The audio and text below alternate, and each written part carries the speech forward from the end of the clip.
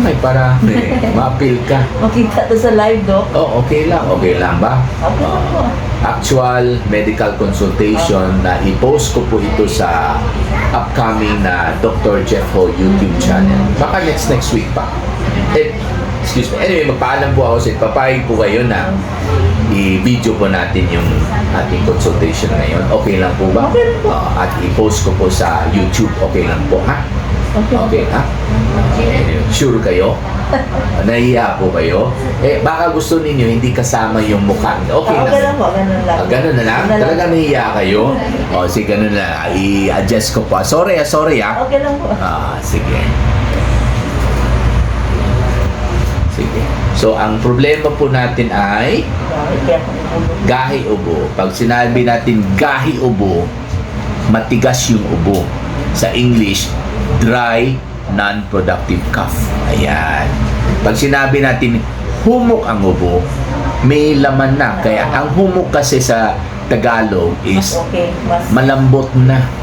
Kasi po may plema na. Hindi mas okay. Kasi pag malambot na po yung plema, mas okay ang pakiramdam natin pag magubuko tayo. Kasi may laman na hindi na masyado masakit dito kumpara sa first 2 days na matigas yung ubo natin. Pero pag malambot na po yung ubo natin, lumalala na po yung ubo natin. Ganon po yan. So, wag na po natin hintayin ng 3 days or 4 days ng ubo bago kayo magpagamot. Kasi by that time, mas marami na po ang mikrobyo ninyo sa baga ninyo. If ever, infection po ito sa baga. Anyway, yellow po ang plema ninyo. wala pong problema, Doc. Hindi Kasi puti, matigas hindi na. green. So, dry cough. Pang ilan araw na pong ubo nito? Pangatlo ngayon.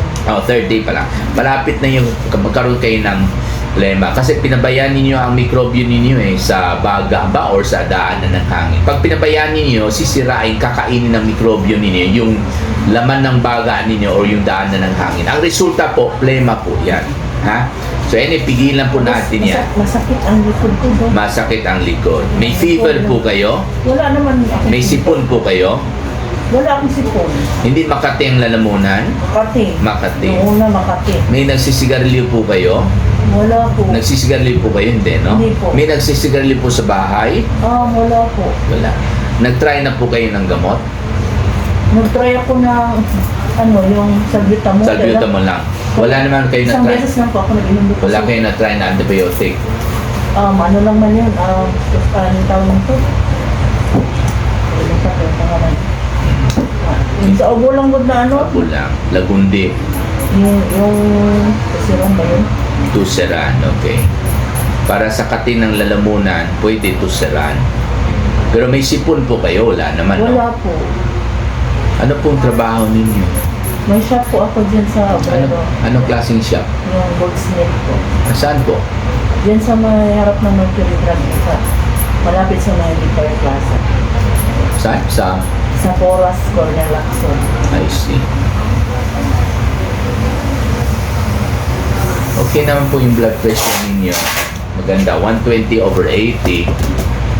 So, kailan nag-umpisa yung ubo ninyo? Nag-umpisa siya. Nung first day po, Makati yung walang lang. Ano po? First day? Hindi, first day po. Yung First day. Kailan po yung first day? Yung 18 yung Makati. March lalamunan 18. po. Tapos ginainom ko lang siya ng lemon or Okay, maganda naman po yung puso ninyo. Pakinggan po natin yung baga ninyo. Hingan ng lalim, please. nagatunog siya doon. Anong tunog? Yung parang... Yan. So, may hika po kayo? Wala. Sige po. Meron kayong hika? Yan. Lalo na pag matulog ako doon. Sige pa. At meron kayong plema. Madali lang. Nahirapan. Medyo humina yung paa ko dahil sa stroke Ay, nako. Opo. Noong 2021 po. Kaya meron tayong meron tayong sungkod. Ay, nako. Hirap ng buhay pag tumanda na. 61 na po kasi ako. Bata pa yun doon. Meron kayong number 1, pneumonia. Dahil may marinig tayo ng plema sa baga. Number 2, Dahil po makati ang lalamunan ninyo, meron kayong allergy sa lalamunan, allergic pharyngitis. Number 3, dahil meron po akong marinig na wheezes. Yung wheezes po yung parang Naririnig ko daw pag narinig natulog ako. ako. So meron po kayong asthma po. Okay, so Meron man ako sa bahay daw yung pang ano ba, paaso namin. So ito yung 3 times a day. Wala kayong allergy sa gamot? Yun lang ano Dok, yung salgitan mo lang pag mag-take ganyan. Manginginig kayo? Oo, manginginig. Hindi mo. nyo kaya? Hindi ko kaya siguro Dok. I-1/2 tablet mo na lang. 1/2 Opo, ha? So huwag kayo matakot. Manginginig ako. Hindi po yan permanent. 1/2 na lang. At saka, hindi po masira yung katawan ninyo. Temporary lang po yung panginginig. So, mag-inom lang kayo ng antibiotic, ha? 3 times a Opo. day for 7 days, ha? May asawa na po kayo. Yes po. Okay. Ilan pong anak ninyo? Dalawa. Okay. So, college na po. Malis siya pa dito sa Okay. graduating po. So, ito yung 3 times a day para sa mikrobyo dahil nga may pulmonya kayo. Yung salbutamol, gawin natin 1/2 tablet na lang po 3 times a day para sa yung wheezes ninyo. Tapos, dagdagan po natin ng prednisone para sa pamamaga ng daanan ng hangin ninyo at pagkontra ito sa allergy. Allergy ng lalamunan, pati yung asthma ninyo ay allergy rin ng baga ang ano niyan. Yung asthma kasi is allergy of the lungs. 3 times a day for 5 days. May sipon rin po kayo. Wala akong Wala. sipon. Pero makati ang lalamunan ninyo. Kapati lang siya pag may time na magkati talaga. Hindi kayo nagbabahin. Hachi. Hachi. Sa umaga. Nung first day.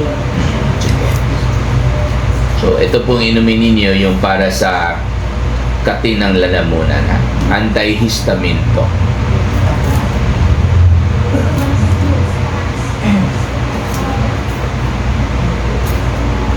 So, after breakfast, inumin po ninyo ito.